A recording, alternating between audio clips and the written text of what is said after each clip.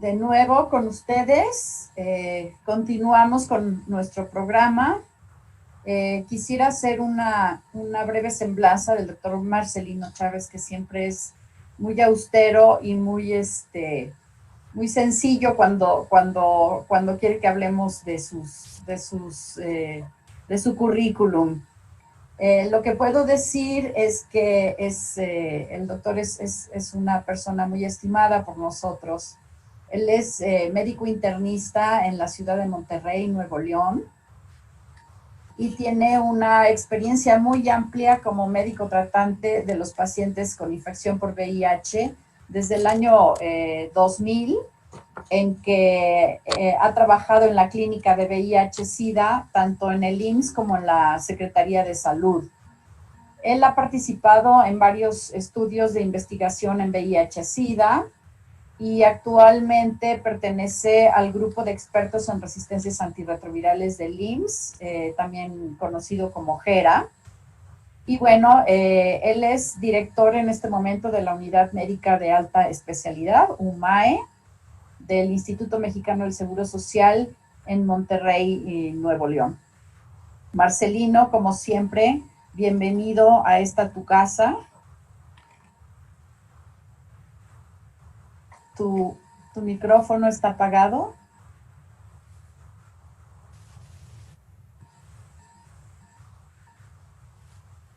¿Ahí me escuchan? Exacto, perfecto. Perfecto, ok. Pues muchas gracias por la presentación, doctora Fernanda. Realmente le comentaba al doctor Vega que para mí es un honor estar participando en un simposio de esta magnitud y con tan reconocidos ponentes. Y bueno, como ya lo mencionó usted, yo voy a tratar el tema referente a nuevos fármacos antirretrovirales y algunas perspectivas que podríamos adoptar precisamente del avance en estos fármacos. Quisiera empezar la plática pues, dando algunos puntos en la introducción.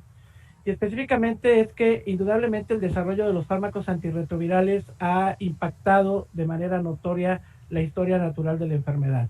Tan es así, y todos lo hemos escuchado, de que la enfermedad ha pasado de ser una enfermedad mortal cuando no teníamos opciones terapéuticas a ser actualmente una enfermedad crónica.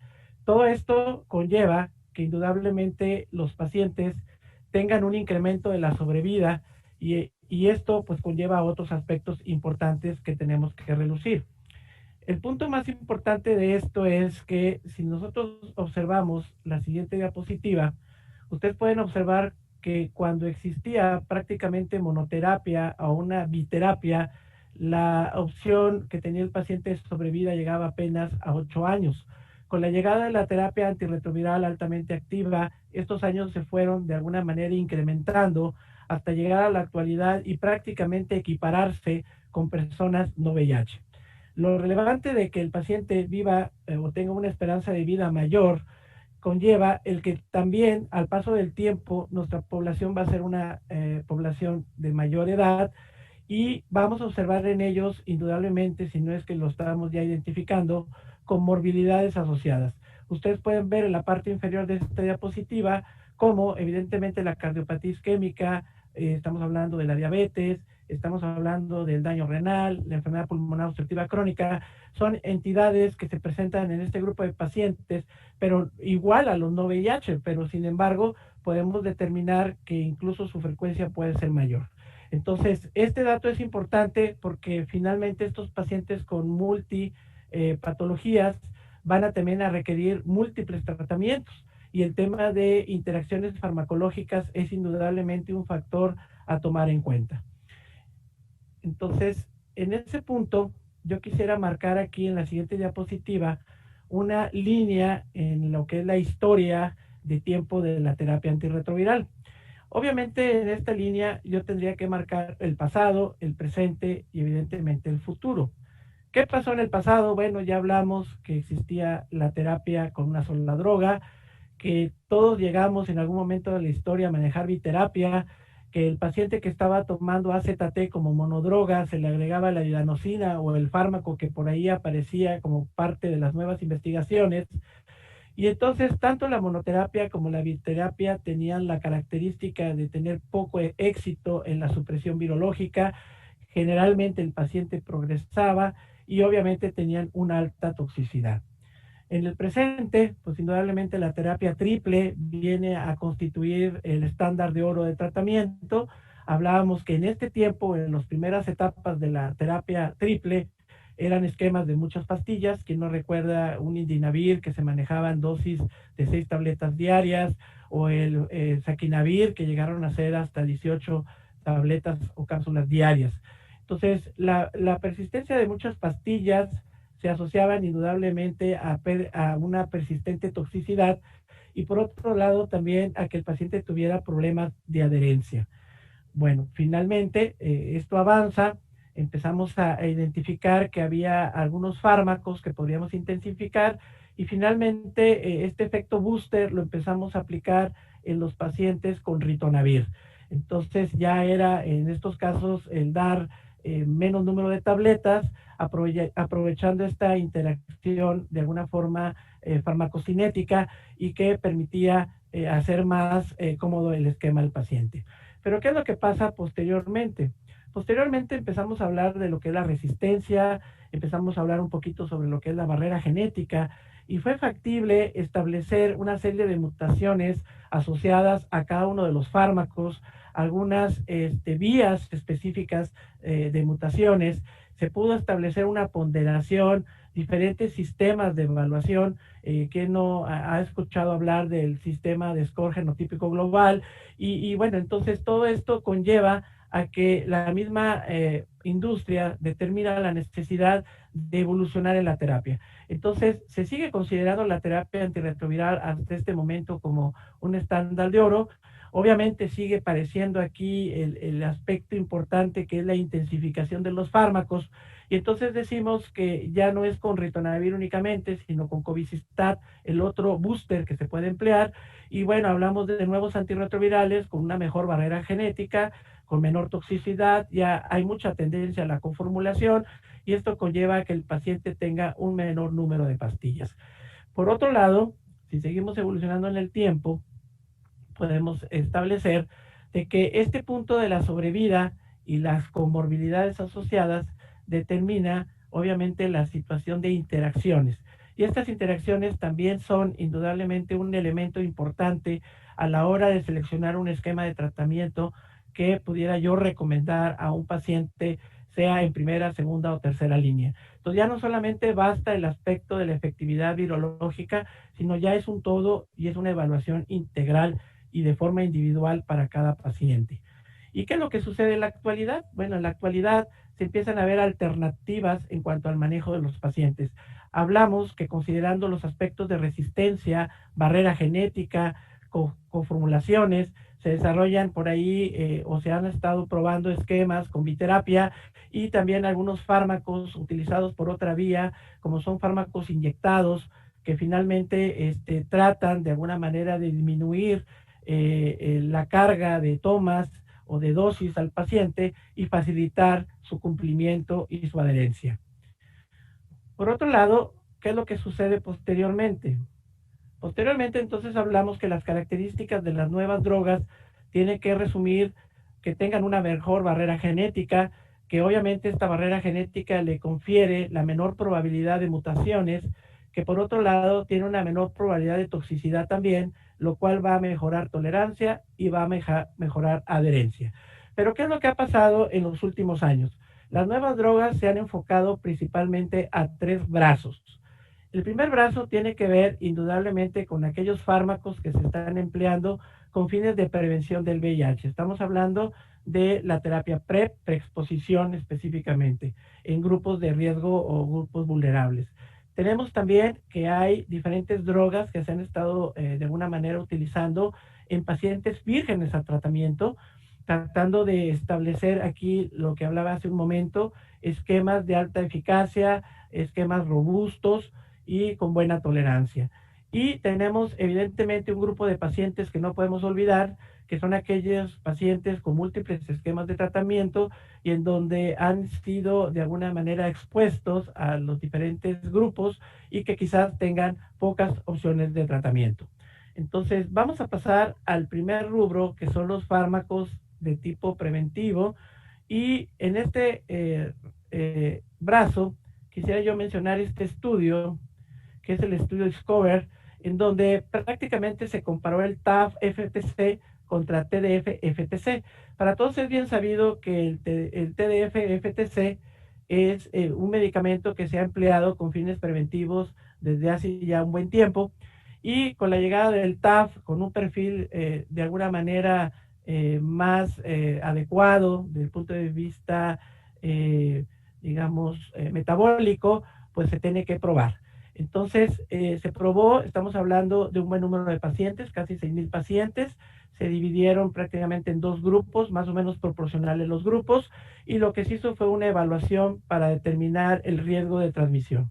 ¿Qué fue lo que se encontró? Bueno, si ustedes observan, estamos hablando de 2,498 pacientes que recibieron TAF, y estamos hablando de 2,494 pacientes que recibieron TDF. El punto importante es que hablando de pérdida del seguimiento, de la continuidad del tratamiento, esto se presentó en un 2% del TDF y en 1% del TAF. Cuando hablamos de efectos colaterales, evidentemente el perfil de alguna manera del TAF tiende a ser un poco mejor, y cuando ya hablamos del riesgo de transmisiones, ustedes pueden ver cómo en el grupo de TDF se dieron 7 infecciones por más de 4,000 atenciones persona por año. Y en el grupo del TAF hablamos, del TDF, perdón, hablamos de 15 infecciones por personas, más de 4,386 personas por año. Entonces, con esto, lo que se establece específicamente es que el TAF-FTC no se muestra inferior al TDF-FTC como una acción de prevención en los pacientes en factores de riesgo, y se hace un hincapié importante en el perfil metabólico que puede tener el TAF, hablando de efectos colaterales a largo plazo en los diferentes grupos.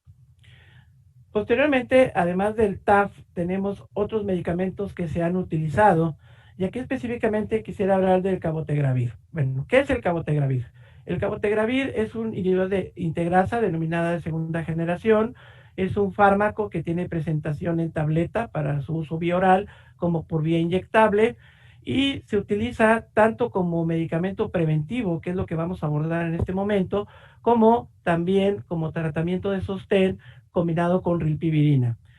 Este medicamento, desde el punto de vista metabólico, es metabolizado a nivel hepático a través del sistema glucuronil transferasa, lo que de antemano, al no tocar el citocromo P450, traduce indudablemente un menor número de interacciones. Por otro lado, afecta los transportadores orgánicos de aniones 1 y 3 dentro del metabolismo renal, y que pudieran no tener una repercusión importante con ciertas drogas también. Es un fármaco que se absorbe adecuadamente a nivel de tejido celular subcutáneo y a nivel muscular cuando se aplica por vía parenteral. Su vida media es prolongada, se describe que es hasta 40 días, y esta característica es lo que le confiere la posibilidad de que la aplicación sea mensual o incluso cada 8 semanas. Mutaciones que se han detectado y que afectan a fármacos de primera línea también se han descrito, hablando del gen de la proteasa. La R269, la Q148 son parte de lo que se ha descrito. Y hay algunas mutaciones que también pueden afectar a este fármaco a nivel de la integrasa, como es la G140 y la Q148. Y bueno, los efectos colaterales que se han descrito con cabotegravir básicamente tienen relación con elevación de la CPK, elevación de las transaminasas, y en el estudio de Clay se determinó ahí el dolor y el edema en el sitio de la aplicación también como un efecto colateral. Estos son básicamente algunos puntos importantes a resaltar del cabotegravir. Y bueno, ¿qué tenemos de estudio en relación a este medicamento? Bueno, tenemos este estudio que prácticamente valoró la eficacia y la seguridad del uso inyectado de cabotegravir contra darle al paciente de forma diaria tenofovir emtricitabina como terapia preexposición en hombres que tienen sexo con hombre o en mujeres transgénero que tienen sexo con hombre. ¿Qué fue lo que se hizo en este estudio? Bueno, se hicieron prácticamente dos brazos. El primer brazo A incluyó 2,282 pacientes. Este es el brazo considerado como de cabotegravir.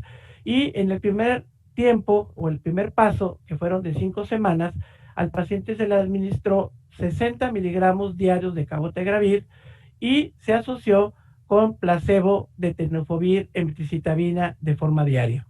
En el segundo paso, una vez que el paciente superaba las 5 semanas, el cabotegravir cambiaba a vía parenteral, se aplicaba por vía intramuscular una dosis de 600 miligramos.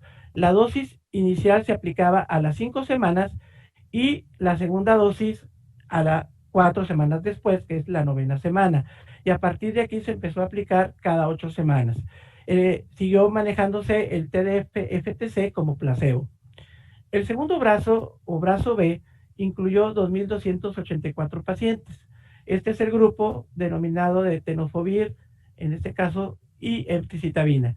En este grupo, en el primer paso o en el primer proceso de 5 semanas también, el paciente recibió comprimidos de tenofovir con emtricitabina de forma diaria y recibió una pastilla placebo en relación a cabotegravir.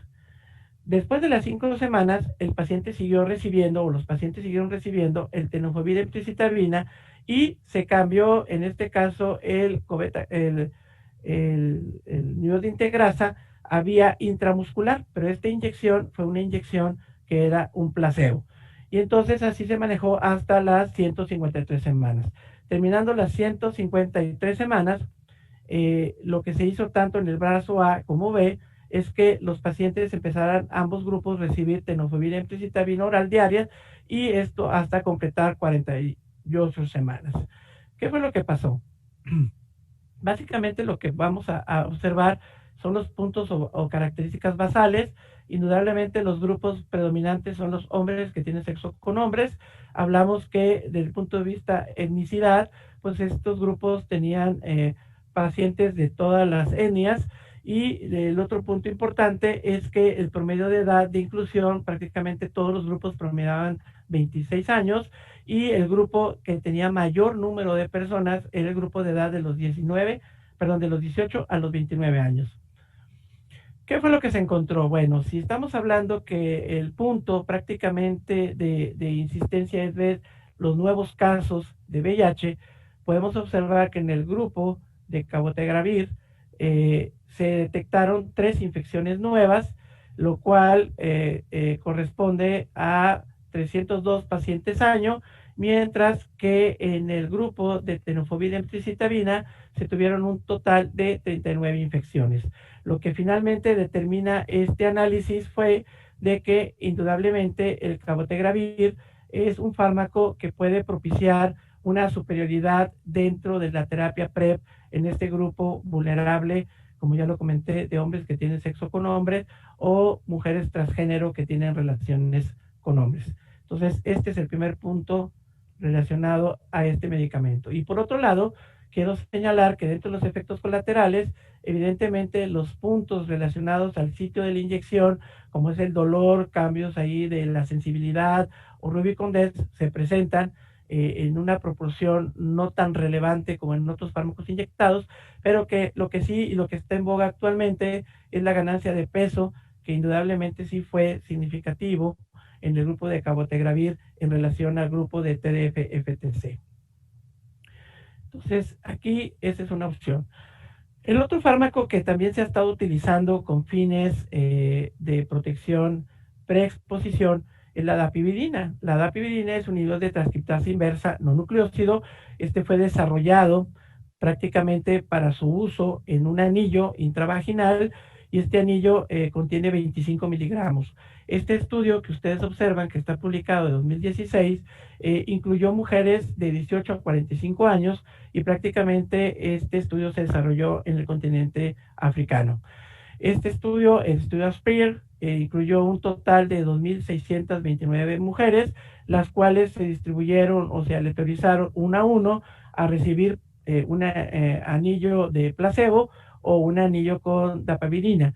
Aquí básicamente lo que se generó como resultado es que, hablando de infecciones nuevas, en el grupo de dapavirina se generaron 71 contra 97 en placebo. La incidencia por cada 100 personas años fue de 3.3 en dapavirina contra 4.5 y se establece una reducción de riesgo o una efectividad de reducción de riesgo hasta de un 27%.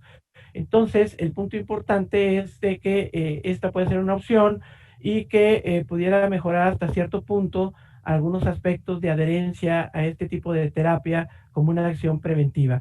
Este mismo estudio demarca que se marca una diferencia en cuanto a la edad, siendo este tipo de anillo efectivo en mujeres arriba de 21 años, y una de las atribuciones a este punto está relacionado a que pudiera haber menos adherencia en mujeres más jóvenes. Entonces, este medicamento puede ser empleado. Otros medicamentos en relación al seguimiento, y estamos hablando ya del manejo en pacientes con VIH crónico, digamos de una manera, o de sostén, incluye medicamentos nuevamente como el cabotegravir, y aquí quisiera presentar algunos datos del estudio LIGHT, en donde incluyó pacientes naive mayores de 18 años, hablamos que eran pacientes con carga viral arriba de 1000 copias, CD4 arriba de 200, y estos pacientes fueron randomizados uno a uno en 4 grupos. Prácticamente los primeros 3 grupos eran grupos que tenían un backbone específicamente, que pudiera ser tenofovir, emtricitabina o abacavir lamivudina, y se administraban una dosis variable de cabotegravir. Y específicamente se daba 10 miligramos en el grupo 1, 30 miligramos en el grupo 2, 60 miligramos en el grupo 3. El cuarto grupo estaba conformado por pacientes que recibían dos análogos nucleósidos, específicamente un backbone, y Favirenz como medicamento, digamos, de control. ¿Qué fue lo que pasó? Estos pacientes iniciaban la inducción oral, que era una inducción por 24 semanas, lograban la carga viral específicamente, y a las 24 semanas estos pacientes se switchaban. Se les quitó a los 3 grupos que tenían backbone, el backbone, y se les manejó rilpivirina, 25 miligramos. Y se dejó por igual el grupo del backbone más efavirenz. Aquí el punto básicamente primario que ellos tenían por evaluar era el porcentaje de pacientes con carga viral menor de 50 copias por mililitro a la semana 48. También se pudo randomizar, en este caso, los pacientes en base al nivel de carga viral, y bueno, también se practicó la toma en aquellos pacientes que iban a recibir abacavir del alelo HLA-B5701 para evitar mayor toxicidad. Esto es los datos demográficos que podríamos comentar en relación a este estudio. Si ustedes ven la edad en años, la edad va de promedio de 32 hasta 36 años. La participación de mujeres en este estudio, el grupo que tuvo más fue el de cabotegravir 60 miligramos, que fue el 7%. La mediana de carga viral fue de 4.2 logaritmos. Estamos hablando que eran pacientes que tenían en general menos de 100,000 copias. Y hablando específicamente de más de 100,000 copias, el grupo que tuvo mayor número fue este grupo de cabotegravir 60 miligramos. Otros puntos importantes de recalcar es que el backbone que más se utilizó fue indudablemente el de tenofovir emtricitabina, y esto fue prácticamente en más del 60% de los pacientes incluidos en este estudio.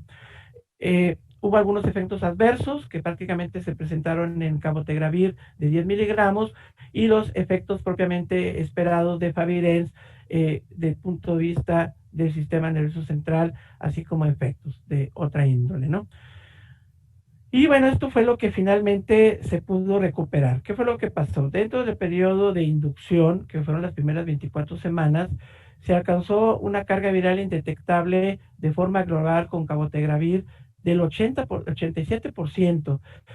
Obviamente esto fue variando una vez con el paso del tiempo, y de manera final podríamos decir que el cabotegravir de forma global después de 96 semanas alcanzó un 76% de pacientes con carga viral menor de 50 copias. Pero esto fue más tangible en el grupo de cabotegravir con 60, que alcanzó hasta 84, y el de cabotegravir de 30, que alcanzó hasta 75. Si ustedes pueden ver, el grupo de Favirenz alcanzó apenas el 63%. Entonces, aquí este dato es importante porque si hablamos ya en relación a carga viral indetectable, indudablemente la presentación de 30 miligramos y 60 miligramos fueron los que presentaron los mayores porcentajes de no detectabilidad, que la falla virológica se presentó más en cabotegravir de 10 y efavirenz de 600, y hablando de eventos adversos, estos fueron más visibles tanto en efavirenz como en cabotegravir. El fallo, evidentemente, en las columnas de los lados, cabotegravir de 10 y efavirenz de 600 miligramos. Debo mencionar que sí se descubrieron algunas mutaciones asociadas a no nucleócidos en los casos que fallaron, e igual prácticamente la cantidad de mutaciones asociadas a nivel de integrasa fueron menores. Y bueno, esto es nada más para mostrarles a ustedes los efectos colaterales, en donde básicamente hablando de efavirenz, los efectos del sistema nervioso central están palpables y tangibles, y que se repitieron también en aquellos casos que recibieron una dosis más elevada de cabotegravir. Esto es las alteraciones del laboratorio que normalmente se identificaron. Ya habíamos comentado algo de elevación de enzimas, por ejemplo, creatinfosfoquinasa, se elevó la LT, alguna cosa de lipasa, bilirrubinas, y creatinina no tuvo mayor complicación renal a este nivel. Pero, sin embargo, bueno, comentar que nuevamente cabotegravir a 60 miligramos y efavirenz a 600 fueron los que se asociaron a mayores elevaciones o toxicidad a nivel hepático. Entonces, este estudio LED básicamente lo que determinó fue que cabotegravir más la terapia dual con un backbone, digamos, habitual, tuvo una potente actividad viral durante la fase de inducción. En el momento en que se hace el switcheo y se quita el backbone y se mete por ahí la rilpivirina, lo que se puede determinar es que se generó una actividad antiviral similar, en este caso efavirenz, más 2 análogos nucleócidos, y al final de la semana 96 no establecieron diferencia significativa. Y por otro lado, lo que determinó este punto fue de que la presentación básicamente de 30 miligramos fue la que se consideró como óptima para seguir haciendo y preparando nuevos estudios en relación a cabotegravir. Por otro lado, además de este estudio LED, pues por ahí surgió el segundo estudio también LED, en donde se habla del uso de medicamentos por vía inyectable. Y aquí específicamente es el cabotegravir, que ya mencionamos hace un momento, y por otro lado la ripivirina también por vía intramuscular. Este estudio es un estudio que incluyó también pacientes naive, hablamos pacientes arriba de 18 años, con carga viral arriba de 1000 copias por mililitro, tiene CD4 arriba de 200 células, no tenían evidencia de hepatitis ni alteraciones en las transaminasas, y su depuración de creatinina se mantenía estable arriba de 50 mililitros por minuto. Estos pacientes se incluyeron en un esquema de inducción en donde el backbone era básicamente Qibexa, abacavilamibudina, y se le dio una dosis de 30 miligramos de cabotegravir al día. Estos pacientes fueron sometidos a 24 semanas de tratamiento, y he de mencionar que el 91.3% de 309 pacientes que se incluyeron alcanzaron una carga viral menor de 50 copias por mililitro. Una vez que se generó este control virológico, los pacientes fueron randomizados 2, 2, 1 a 3 grupos. El tercer grupo se mantuvo exactamente igual, o sea, no tuvo ninguna modificación. Los otros grupos fueron grupos a los cuales se les modificó el tratamiento a vía intramuscular. En este caso, el cabotegravir de 30 miligramos cambió a cabotegravir inyectado, y en lugar del backbone, que era en este caso abacavilamibudina, se le otorgó ripivirina 900 miligramos. Aquí nada más debemos mencionar que de forma inicial se les aplicó una dosis de carga o digamos de impregnación de 800 miligramos, para posteriormente estar aplicándoles el medicamento ya sea 8 semanas o 4 semanas. Entonces, el primer grupo, que era de 8 semanas, se impregnaba con cabotegravir 800 miligramos, después se manejaba la dosis cada 8 semanas de 600 miligramos más 900 miligramos de ripivirina. Aquí se incluyeron 115 pacientes. El segundo grupo se manejaba la dosis de impregnación de cabotegravir de 800 miligramos, y posteriormente se aplicaba cada 4 semanas 400 miligramos de cabotegravir más ripivirina 600 miligramos. Y aquí se incluyeron también 115 pacientes. ¿Cuál era el objetivo primario? Bueno, el objetivo era ver a la semana 32 qué porcentaje de los pacientes alcanzaban una carga viral menor de 50 copias y con esto determinar cuál sería lo más apropiado en cuanto a dosis en estos pacientes. Si ustedes observan, estas son las características de los grupos. Prácticamente el caso de las mujeres tuvieron una mayor participación, si acaso en el grupo específicamente del tratamiento con cabotegravir oral, tuvieron y backbone, tuvieron una mayor representación de un 18%. Prácticamente hablamos de la mediana de carga viral, generalmente por debajo de 100,000 copias, CD4 bastante aceptables, y este estudio, bueno, pues se desarrolló.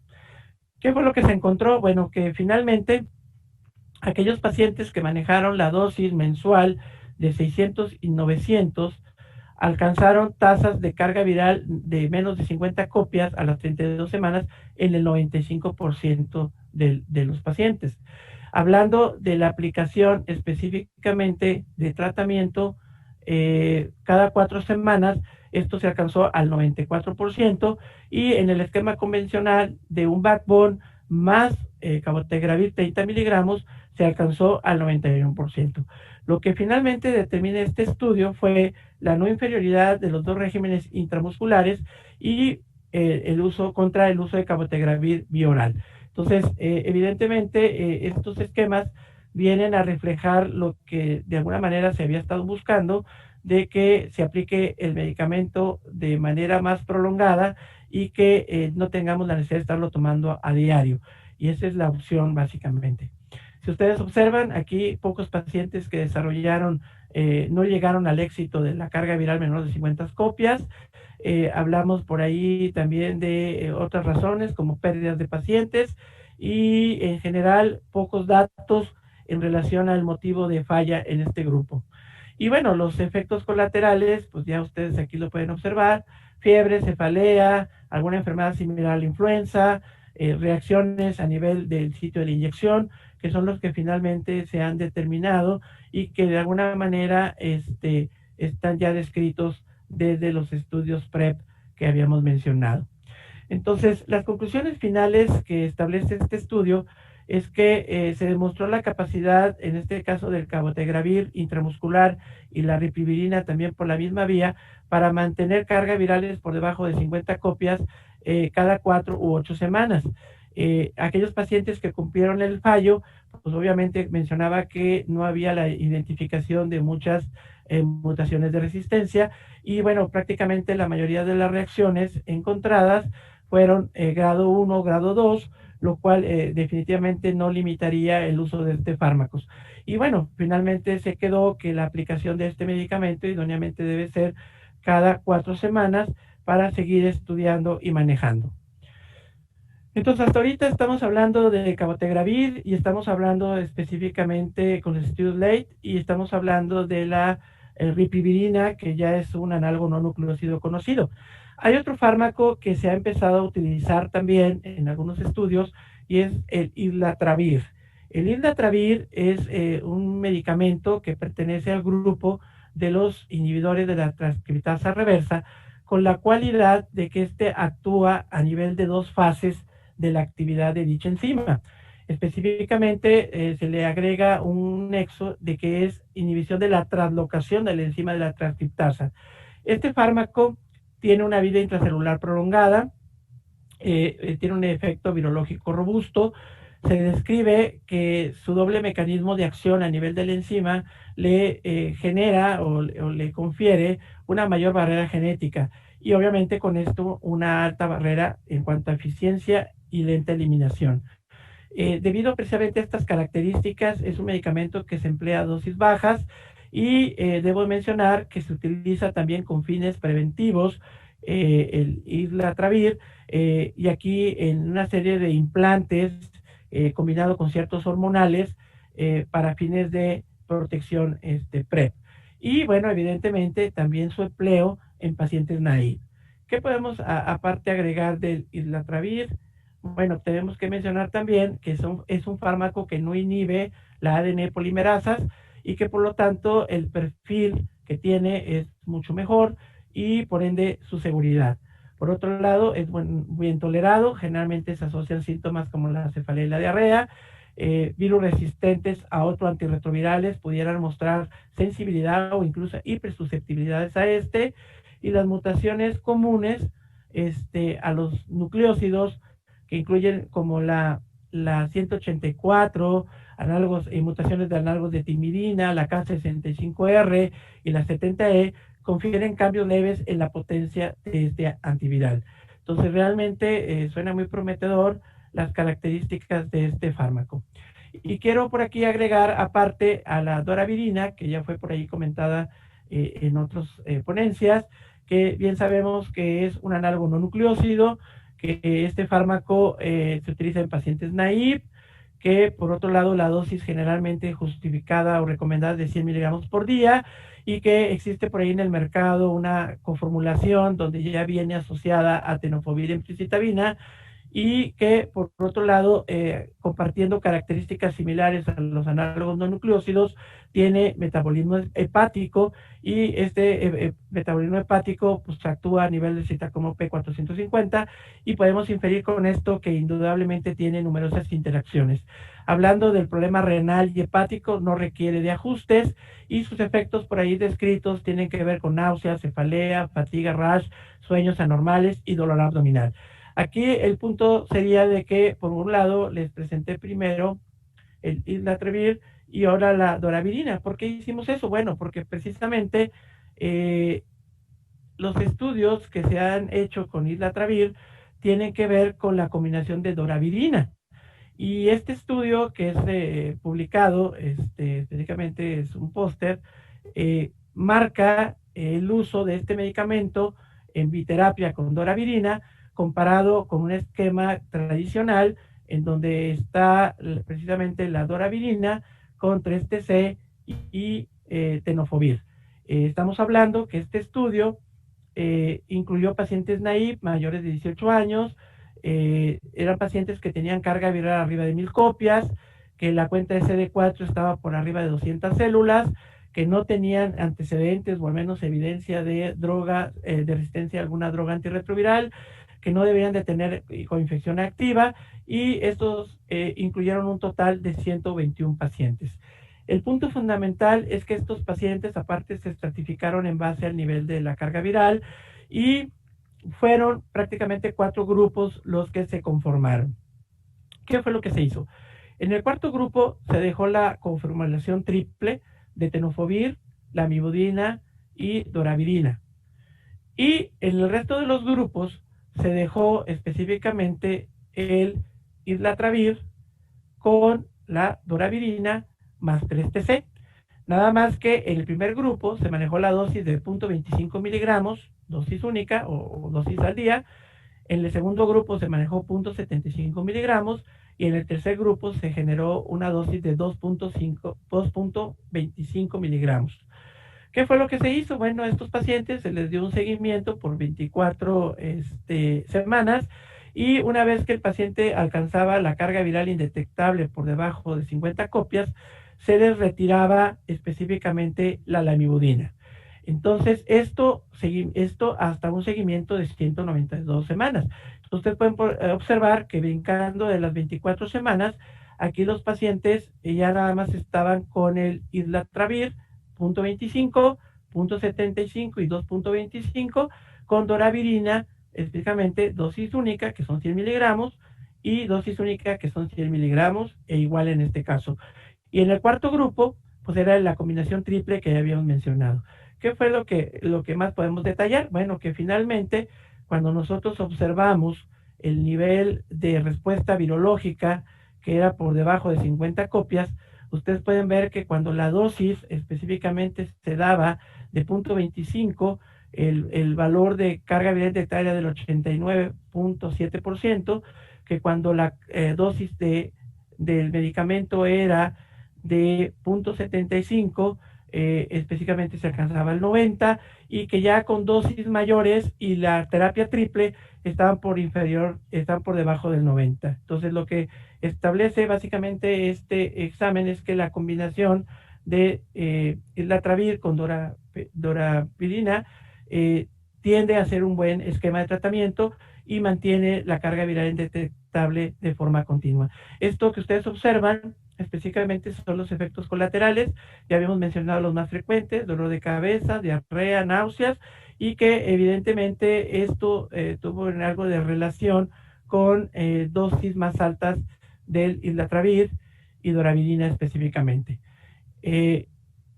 Aquí nada más mencionar que esto indudablemente refleja lo que mencionaba yo en la línea del tiempo, que considerando el perfil, la robustez, el grado de barrera genética, indudablemente podrían ajustarse esquemas de tratamiento y con esto generar esquemas más tranquilos. Pasamos ahora al siguiente brazo, que son los esquemas de tratamientos en pacientes multitratados. Evidentemente, uno de los medicamentos que por ahí hemos escuchado y que de alguna manera ya está aprobado es el ibalizumab. ¿Y qué es el ibalizumab? Bueno, es denominado como un anticuerpo monoclonal. Este anticuerpo se une a nivel del receptor, específicamente del CD4, lo cual evita prácticamente la unión del virus al receptor. Este medicamento no puede administrarse por vía oral ni parenteral. La única vía parenteral que está autorizada es por vía intravenosa. Evita la entrada del virus, como ya lo mencionamos. Este es un medicamento que no cura la infección, pero de alguna manera sí frena el deterioro clínico de los pacientes. Por otro lado, debe asociarse a otros antirretrovirales, o sea, no se maneja en monoterapia, y sería obviamente idóneo en aquellos pacientes experimentados porque la presencia del pool de mutaciones que pudiera tener el paciente no genera ningún impacto en este fármaco.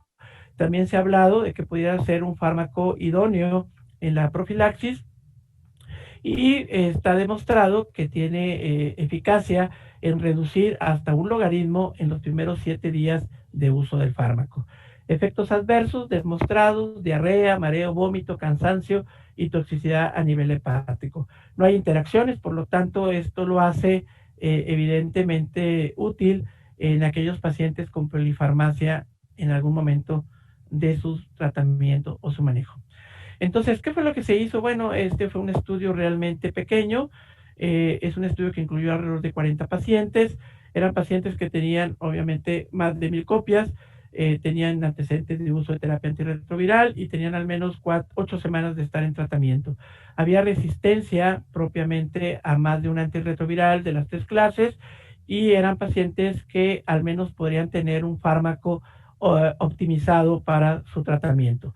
Entonces, estos pacientes prácticamente lo que se hacía: iniciaban el tratamiento antirretroviral durante los primeros 0 a 7 días, y prácticamente en el día 7 se les aplicaba por vía intravenosa una dosis de impregnación de 2000 miligramos. Esta dosis se volvía a aplicar 14 días después, ¿verdad?, que sería en este caso el día 21, a dosis de 800 miligramos.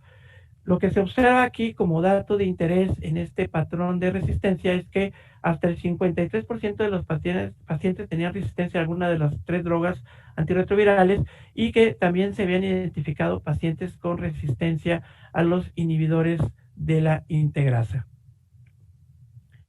¿Qué fue lo que se encontró? Bueno, el punto primario era ver si los pacientes tenían una reducción mayor de 0.5 logaritmos, y esto se observó que se alcanzó hasta en un 83% de los casos.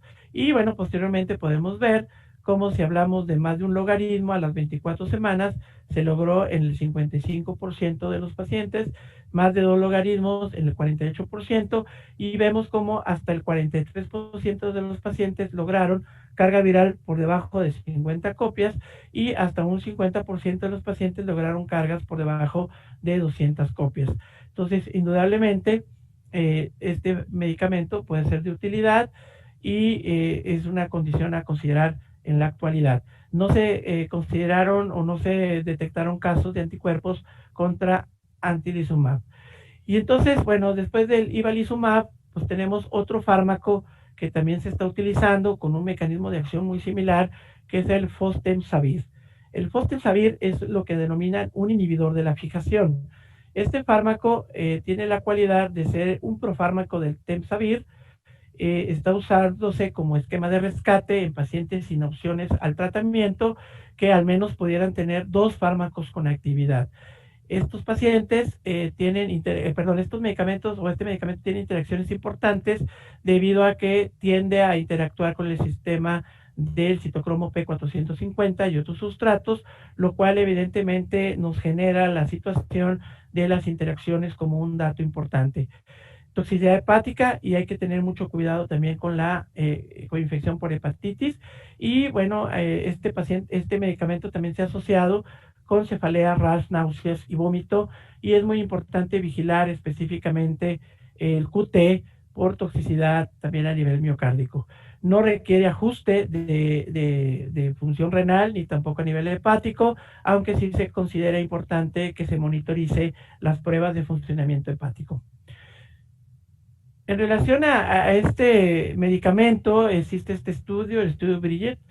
Este estudio incluye diferentes grupos de pacientes, en donde en el primer grupo tenemos una corte aleatorizada y en un segundo grupo tenemos una corte no aleatorizada.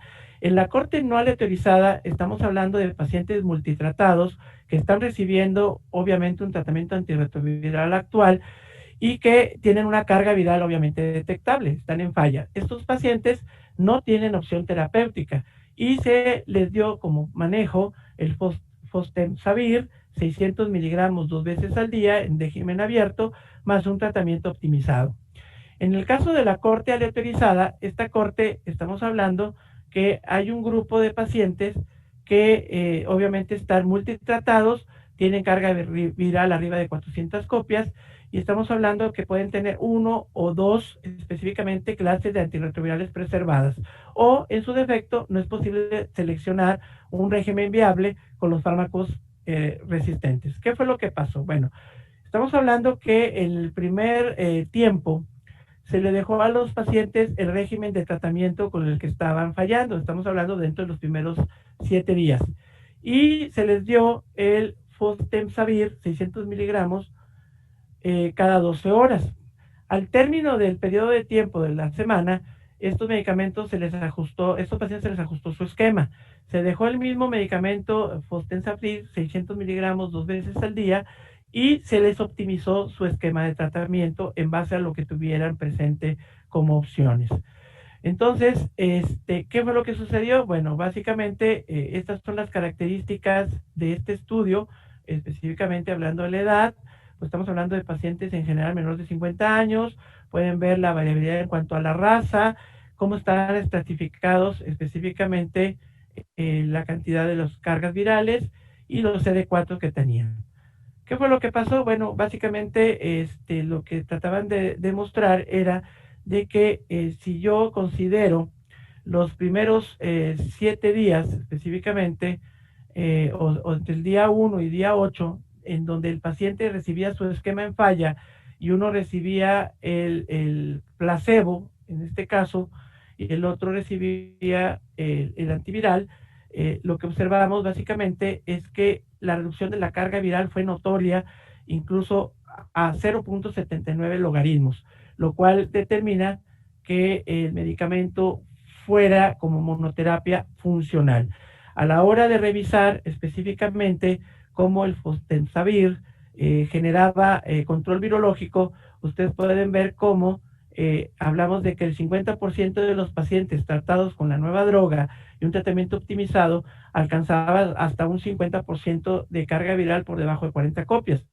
Y que aquellos pacientes que muy probablemente solamente tenían como opción el uso de la nueva droga, fostemsavir, alcanzaban tasas de carga no detectable hasta de un 36%. Entonces, indudablemente, lo que traduce este estudio es que este medicamento tiene la capacidad de ayudar a aquellos pacientes con pocas opciones terapéuticas y pudiera ser esto indudablemente combinado y seleccionado y aplicado a los diferentes pacientes. Esto básicamente lo único que nos refleja es cómo se comportó los resultados en relación al corte de carga viral menor de 40 copias. Hablamos de la carga viral de menor de 200 y qué pacientes podrían alcanzar hasta menos de 400 copias. Si hablamos de la corte aleatorizada, hasta el 85% tenían carga viral por debajo de 400 copias y al 57% tenían 40 copias. En la no aleatorizada, que eran propiamente los pacientes que muy probablemente no tenían un esquema antirretroviral de base optimizado, usted puede ver que estos llegó a 42%, prácticamente en menos de 40 copias, y a 53 en aquellos con menor de 400. Por lo tanto, lo que determina también este estudio, y de acuerdo a los hallazgos, es que tiene un buen perfil de seguridad también, y que hubo pocos porcentajes de discontinuidad por eventos adversos. Creo que esta es la última diapositiva. Definitivamente hay otros medicamentos que se están empleando que tiene que ver con el proceso de maduración viral, o bien tiene que ver incluso con la envoltura del virus, pero son estudios que están evidentemente en proceso. Muy bien, excelente plática, Marcelino, muy ilustrativa. Gracias, doctora. Tenemos algunas preguntas, estamos un poco sobre tiempo, sí, pero hay varias preguntas importantes. Una de ellas dice, ¿cuál cree que sea el grupo de pacientes ideal para indicar rilpivirina, cabotegravir, LA? Bueno, aquí evidentemente los estudios que hasta ahorita se han elaborado han sido pacientes naive, y estamos hablando que serían pacientes en los cuales podamos asegurar una adecuada adherencia y que estén totalmente convencidos en cuanto al seguimiento, ¿verdad? No hay estudios aplicados a otro grupo de pacientes, y digo, puede ser una alternativa en el sentido de evitarle al paciente que tome pastillas de forma diaria, y por otro lado el perfil de seguridad creo que también es adecuado. Yo creo que eso es lo que podría yo opinar en relación a eso. Muy bien, la otra pregunta es, ¿a qué, dice, usted considera que cabotegravir sería una opción en pacientes con enfermedad avanzada, tomando en cuenta que es de acción prolongada y que muchos pacientes pudieran tener interacciones farmacológicas? ¿Y considera usted que las concentraciones del medicamento pudieran cambiar de acuerdo con los fármacos usados? Bueno, ahí en este caso particular lo que se ha desarrollado, repito, no se ha considerado como un esquema de rescate. Existiría quizás esa posibilidad como coadyuvante del cabotegravir en este grupo de pacientes que a lo mejor no han sido expuestos a niveles de integrasa, pero sin embargo creo yo que esto es parte de lo que se tendría que emprender como estudios complementarios a futuro, ¿no? Puede ser esa posibilidad. En cuanto a interacciones, específicamente el cabotegravir como inhibidor de integrasa, pues tiene o comparte las mismas vías metabólicas. Sí pudiera haber condiciones que pudieran afectar la farmacocinética, pero de igual forma, como ustedes vieron, se están complementando estos aspectos, ¿no? Bueno, pues muy bien, Marcelino, hay más preguntas. Si hay oportunidad, igual te las mandamos para contestarles a las personas que tienen las inquietudes. Muchísimas gracias. Gracias, doctora. Hasta luego, doctora. Gracias. Bueno, el siguiente.